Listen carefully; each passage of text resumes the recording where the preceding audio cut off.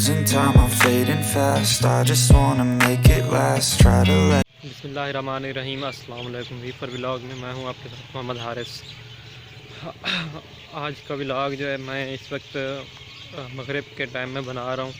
इसकी वजह यह है कि हम जो है चले गए थे कज़न के साथ बाहर, थोड़ा गांव से थोड़ा दूर चले गए थे, इसलिए व्लॉग जो है दिन के वक्त नहीं बन पाया। और जो फ़ोन था मैं उन्हीं के घर छोड़ के गया था, तो अभी हम थोड़ी देर ही वापस आए हैं।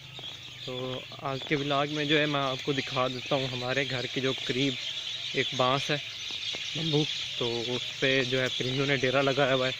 शोर आपको आ रहा होगा, परिंदों की आवाज़ आपको आ रही होगी, बड़ी प्यारी आवाज़ होती है इनकी। शाम के वक्त होती है, शाम के वक्त ये सब के सब जो परिंदे हैं वो वापस आ जाते हैं घर अपने, तो काफ़ी शोर करते हैं। चलें जी, एक बार मैं आपको नज़ारा दिखा देता हूँ बांस का।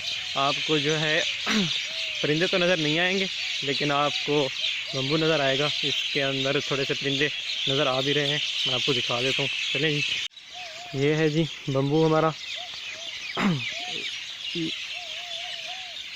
परिंदों की आवाज़ आपको ज़रूर सुनाई देगी।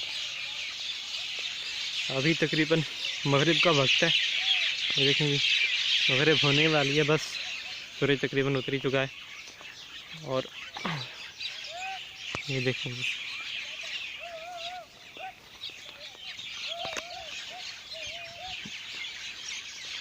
और इधर से आवाज़ आ रही है कबूतरबाजों की। इधर कबूतरबाज कबूतर उड़ा रहे हैं। मैंने एक पिछली वीडियो है मेरी, मैंने उसमें दिखाया है, और एंड स्क्रीन में भी आपको ज़रूर उसका दिखा दूँगा।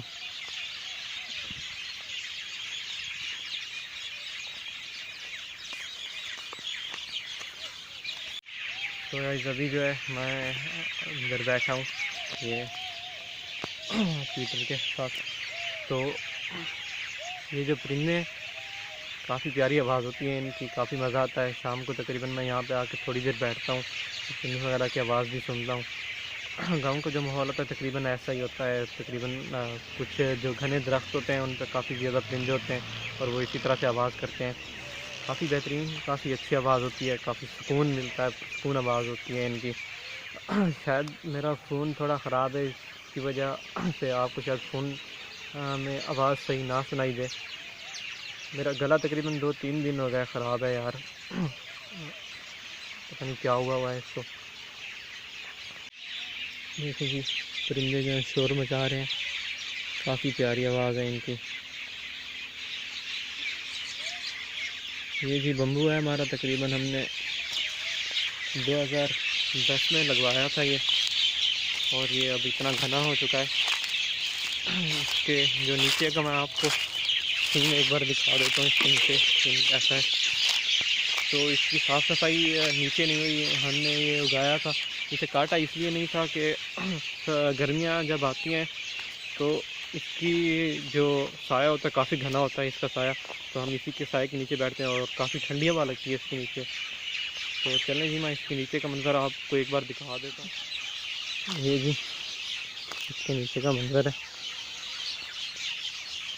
ये देखें काफ़ी घना हुआ है जी बम्बू। इसके ऊपर जी बैठे हुए हैं परिंदे और चहचहा रहे हैं। क्या प्यारी आवाज़ है, आवाज़ आपको आ रही होगी। मैं थोड़ी देर के लिए खामोश हो जाता हूँ ताकि आप आवाज़ सुन सकें।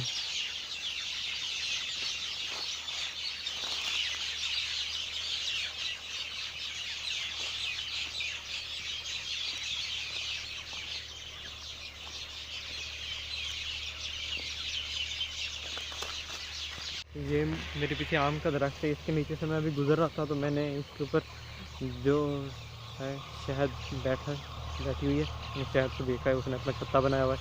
चलें जी, मैं आपको एक बार दिखा देता हूँ शहद का छत्ता कैसा होता है। छोटा सा है, इतना बड़ा नहीं है। चलें जी, ये है जी शहद का छत्ता, उसने यहाँ पे आम पे बनाया हुआ है।